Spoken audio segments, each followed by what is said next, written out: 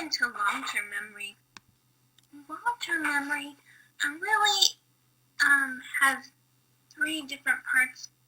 The encoding part is important, so we need to be able to make sense of the information and code it in a way that is useful to us. Then we have to be able to store that information, and a really significant part is that retrieval piece. Just as in, you can't always, the sensory memory, we talk about that, all that information's there, but you can't retrieve it. And the long-term memory is useless if you can't be able to recall that information. And so there are different ways that people can remember things longer or easier to retrieve them. However, all these processes are important, and if they don't go in a usable fashion, then it's really challenging to recall the information at all, or to accurately recall it. When we talk about long-term memory, there are different types of long-term memory. There's episodic memory. So episodic memory is personal experience. They have to be encoded in a way that is unique and specific to that person. Semantic knowledge is information that we know about the world, facts, data, just information, and it's not tied to us. It's not tied to any context. Procedural memory is the ability to perform well-practiced tasks or skills. Episodic memory can lead to semantic knowledge. So you have an initial memory that's personal to you, and then you learn information and you tie that information to your personal information. And so that can help with memory recall later. Episodic memories can also infer semantic knowledge, because I remember seeing someone do X, and so X over here is pretty likely, or Y over here is pretty likely, because I already know that X could happen. And so you can infer what might be true semantically from your personal experiences. And semantic knowledge can influence event coding as well. And so basic knowledge about an event helps you code specific information about a personal event. And so those different types of memories can impact each other in what you're able to recall and what you're able to encode. An example of an episodic memory is a memory of your first date. It occurred with a specific person at a specific time, in a specific place. Those types of personal information are easy to recall because they are so important to your personal past, to you specifically.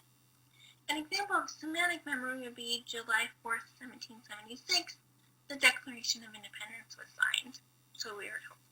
And so we don't have a personal connection to this specific action. It's just general knowledge we have about the history of our country. So if I say I remember giving an exam 2 weeks ago, that's an episodic memory. I remember facilitating the exam. I remember being there and how the process worked. I watched Obama's inauguration in 2008. That's an episodic memory. I remember watching the process of the ceremony. I remember seeing how everything worked in the speeches. And so that is personal to me, is something I remember. And students always want to know how to study and how to remember course material. And really, the basic answer, a very short answer, is attention and repetition. And so when we talk about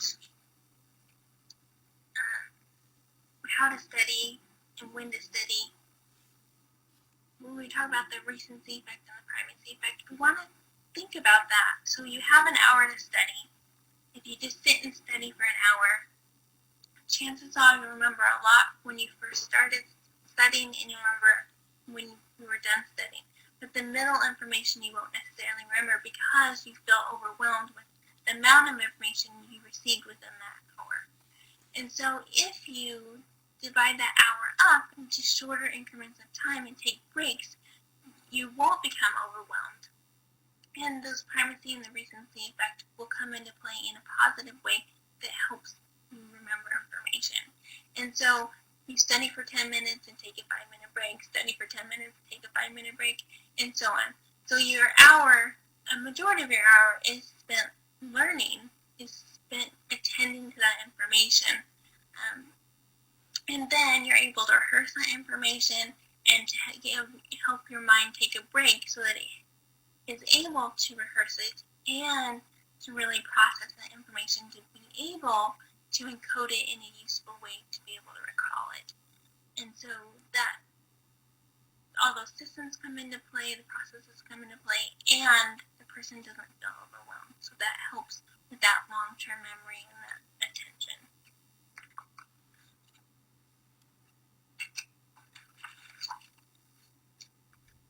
When we talk about rehearsal, it's going to be really important as well. The other part of rehearsal is to take notes on all the information that you have. So chapters, any lecture notes, any study materials, all that are presented, you take notes on those and you review those notes every day for 10 or 15 minutes.